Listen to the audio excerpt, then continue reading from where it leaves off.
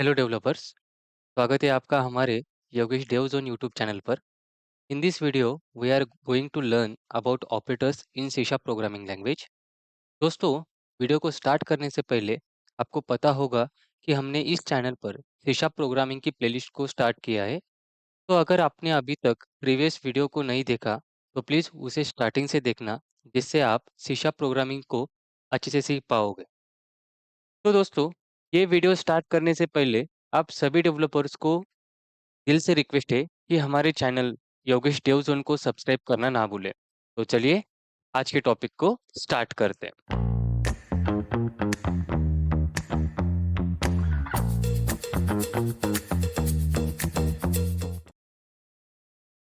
तो दोस्तों, पहले हम देखेंगे कि सी शार्प प्रोग्रामिंग में ऑपरेटर्स क्या होते हैं। तो in C sharp and expression has two part. C sharp programming के अंदर एक्सप्रेशन होते हैं। तो एवरी एक्सप्रेशन को दो पार्ट में डिवाइड किया जाता है। The first one is operand and the second one is operator. तो ऑपरेंड मतलब क्या कि the variable that operates operators acts upon are called operand. मतलब जो ऑपरेटर जिस वेरिएबल पे एक्ट होते हैं, जिन पे डिपेंड होते हैं, उनको हम बोलते हैं ऑपरेंड्स। तो दोस्तों, फॉर एग्जांपल हमारे पास एक एक्सप्रेशन है। फॉर एग्जांपल हम एक एक्सप्रेशन लेते हैं x+5। तो यहाँ पे एक से हमारा वेरिएबल ऑपरेंड होगा, वेरिएबल ऑपरेंड। देन ये प्लस सिंबल अपना ऑपरेटर है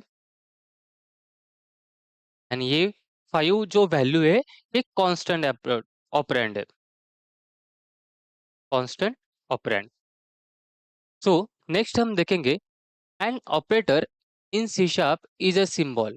मतलब हम ऑपरेटर यहाँ पे डिस्कस कर रहे हैं, तो ऑपरेटर सी शार्प प्रोग्रामिंग में एक सिंबल होता है और एक कीवर्ड होता है that tell the compiler to perform a specific mathematical or logical operation, and they are used in programs to manipulate data and variables. So they generally form mathematical or logical expression. An expression is a combination of variable, constant and operators.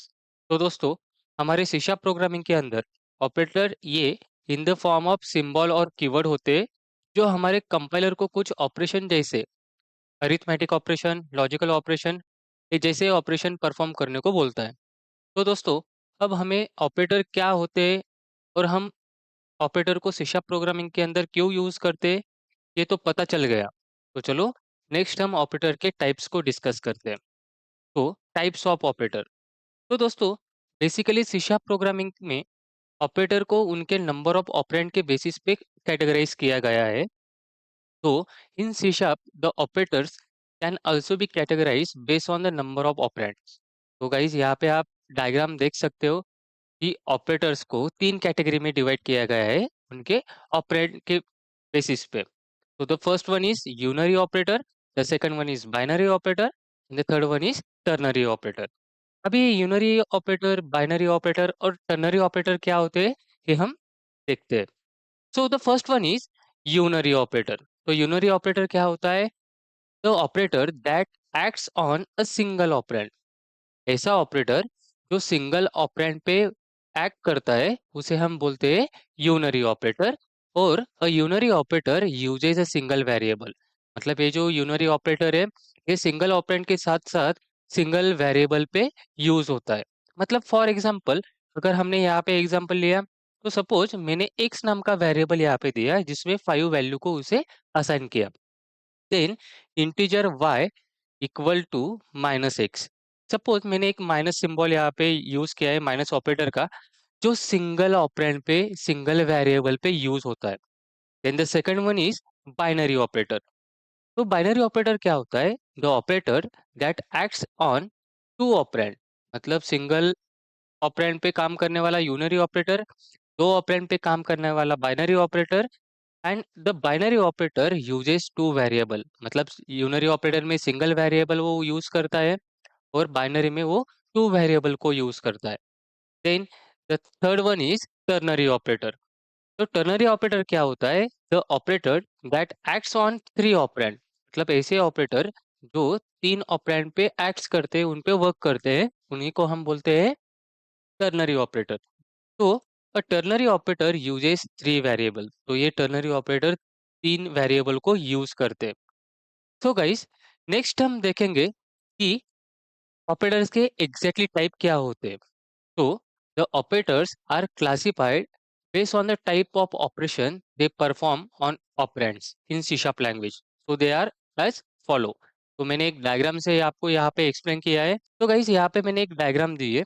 तो diagram में आप यहाँ देख सकते हो binary operator, ternary operator और unary operator को मैंने स्पेसिफाई किया है। सो गाइस ये तो बात हमें पता चल गई। तो दोस्तों, आज के इस वीडियो में हम अरिथमेटिक ऑपरेटर को डिटेल में डिस्कस करते हैं और मैंने आपको ऑपरेटर को ये पॉइंट और अच्छे से समझने के लिए इसे कुछ फ्यू पार्ट्स में मैंने कवर किया है, जो मैं नेक्स्ट वीडियो में अपलोड करते जाऊँगा। तो चलिए आज की वीडियो में हम सीखते हैं कि सी शार्प प्रोग्रामिंग लैंग्वेज में अरिथमेटिक ऑपरेटर क्या होता है। So guys, in C sharp programming language the arithmetic operator are used to performing the fundamental arithmetic operation such as addition, subtraction, multiplication and division on the numeric data type. तो दोस्तों आपको जैसे पता है कि जो अरिथमेटिक ऑपरेटर होते हैं उसके नाम में ही मिलेंगे कि जो अरिथमेटिक ऑपरेशन को परफॉर्म करेगा। फॉर एग्जांपल एडिशन को वो परफॉर्म करता है, सब्ट्रैक्शन को परफॉर्म करेगा, multiplication and so on. So the numeric data type can be byte, short, int, long, float and double. तो ये अरिथमेटिक ऑपरेटर ये न्यूमेरिक डेटा टाइप पे वर्क करता है। तो सी शार्प, यहाँ पे हमारा सी शार्प है। C sharp provide 5 arithmetic operators, they are listed below. मतलब सी शार्प प्रोग्रामिंग के अंदर 5 टाइप के अरिथमेटिक ऑपरेटर होते हैं। The first one is additional operator, subtraction operator, multiplication operator, division operator और मॉड्यूलो, मतलब जिसे हम रिमाइंडर बोलते हैं।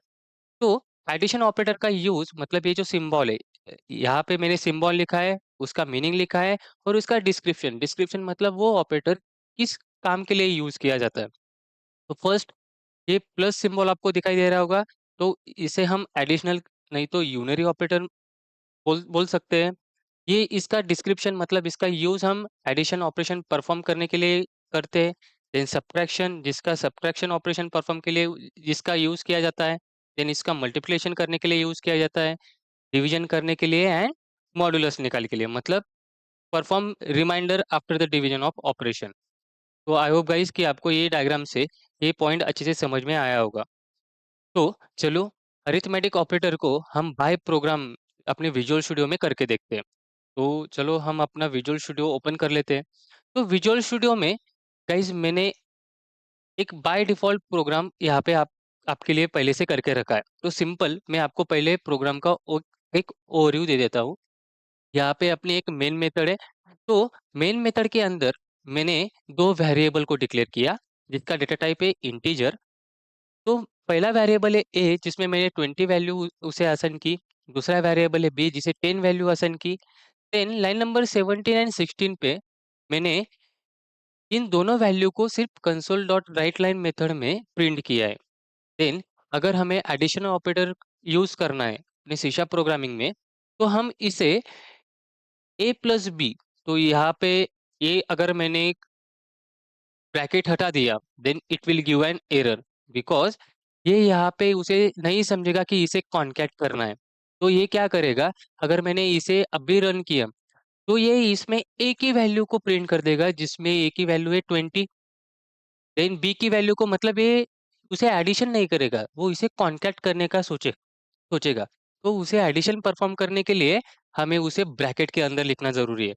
तो यहाँ पे 20 प्लस 10 वो हमें 30 आउटपुट देगा। देन लाइक एडिशनल ऑपरेटर, हमने सब्ट्रैक्शन ऑपरेटर के लिए यहाँ पे माइनस सिंबल का यूज़ किया है। Then multiplication, then division and then modulus. So if I run this code, then you will get an output on console window. So it will take time to open the console window. तो guys यहाँ पे आप देख सकते हो कि जो value हमें चाहिए थी वो उसने हमें प्रिंट करके दी है बाय यूजिंग अरिथमेटिक ऑपरेटर। तो लाइन नंबर 16 17 पे हमने लिखा था कि वैल्यू ऑफ ए, उसमें उसने स्टोर किया 20, मतलब ए की वैल्यू उसने 20 हमें डिस्प्ले की। Then value of B then line number 20 पे हमने एडिशन ऑपरेशन परफॉर्म किया है, जिसके अंदर हमने ए को बी से ऐड किया है। तो उसने 20 प्लस 10 हमें 30 करेक्ट दिया, देन सब्ट्रैक्शन हमें करेक्ट दिया, लाइक दैट। तो आई होप गाइस कि आपको ये प्रोग्राम अच्छे से समझ में आया होगा। तो दोस्तों, आशा करता हूँ कि आज का वीडियो आपको अच्छा लगा होगा। तो मिलते हैं नेक्स्ट वीडियो में, तब तक के लिए धन्यवाद।